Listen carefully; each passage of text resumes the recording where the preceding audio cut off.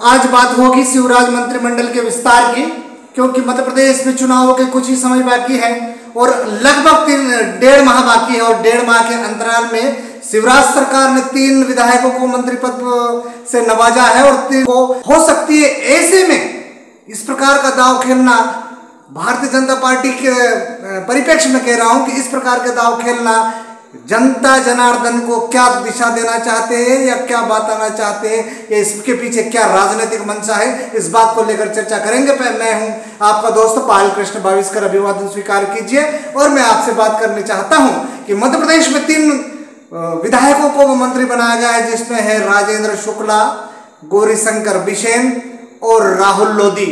ये 3 बड़े और कद्दावर नेता है।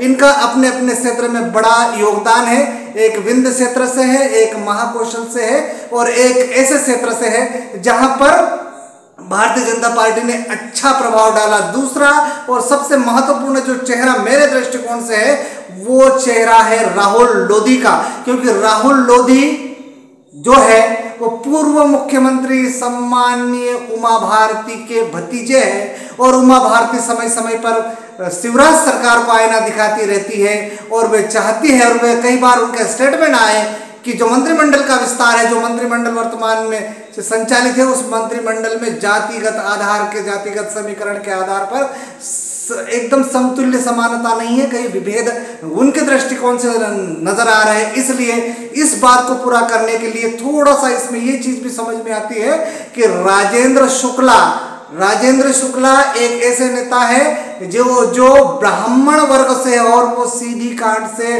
ब्राह्मण समाज फुटबैक पर आ गया था, क्योंकि सीधी कांड में जो सीधी क्षेत्र में ये जो पेशाब कांड हुआ था और उस कांड को मुख्यमंत्री शिवराज सिंह चौहान ने न्याय देने के लिए उस पीड़ित व्यक्ति को उनके मुख्यमंत्री निवास बुलाकर उनके पैर धोए और सब सारे समाज से उन्होंने माफी मांगी। इस बात से भी आकलन किया जा सकता है, क्योंकि राजनीतिक विश्लेषण कहते हैं कि ये घटना हुई है और उस घटना में जो आरोपित है उसका मकान ढहाने का काम भी शिवराज सरकार ने किया।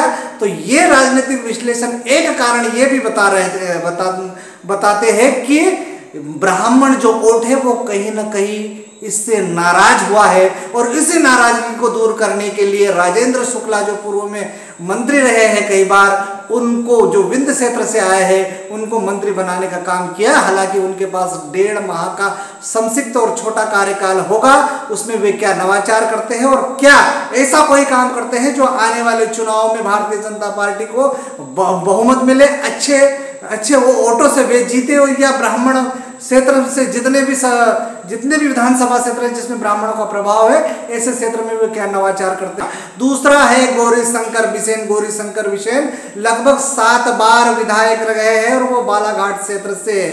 हालांकि वो एक वयोवृद्ध नेता है और उनके जो सुपुत्री है वो चुनावी जंग मैदान में उतरना है कि उनकी सुपुत्री को वो उनके उत्तराधिकारी के रूप में लाना चाहते हैं और एक अच्छे दबंग नेता और अच्छी छवि वाले लोग नेताओं में से है।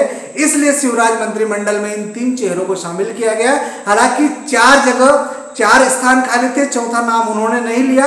अब शिवराज मंत्रिमंडल में लगभग 33 मंत्री बन चुके हैं और ये 33 मंत्री किस प्रकार नवाचार करते हैं। जहां तक मंत्रिमंडल में जातिगत समीकरण के आधार पर हम लोग बात करें तो मंत्रिमंडल में जातिगत समीकरण में ओबीसी वर्ग को ज्यादा अहमियता दी गई है, क्योंकि संपूर्ण मध्य प्रदेश में 49% ओबीसी के ओबीसी वर्ग के लोग हैं और 275 उप जातियां हैं ओबीसी वर्गों में। हालांकि उन्होंने एससी से 3 और एसटी से 2 लिए हैं और इस प्रकार उन्होंने ओबीसी ब्राह्मण वर्ग यानी कि सभी वर्गों को एक साथ लेकर वे आने वाले चुनावी जो बिसात है, जो चुनावी महासंग्राम है, उसमें मध्य प्रदेश में फिर से भाजपा सरकार आए, इसलिए उन्होंने इस प्रकार के मंत्रिमंडल का विस्तार किया है। कमलनाथ जी ने तंज कसा है और उन्होंने कहा है कि 1.5 माह का है, इसके बाद ये कभी नहीं आ सकता। लेकिन शिवराज सिंह चौहान ने अपने एक प्रेस कॉन्फ्रेंस में कहा कि ये मंत्रिमंडल विस्तार तो हुआ है और आने वाले समय में हम फिर से सरकार बनेंगे और फिर से अच्छे लोगों को मंत्रिमंडल में शामिल किया जाएगा। हालांकि ये राजनीतिक विश्लेषण है और राजनीतिक विश्लेषण से आप लोग कितने संतुष्ट हुए, क्या आपको ये एपिसोड अच्छा लगा? यदि अच्छा लगा है तो इस चैनल को सब्सक्राइब कीजिए, लाइक कीजिए और बेल आइकन दबाना ना भूलें। नमस्कार।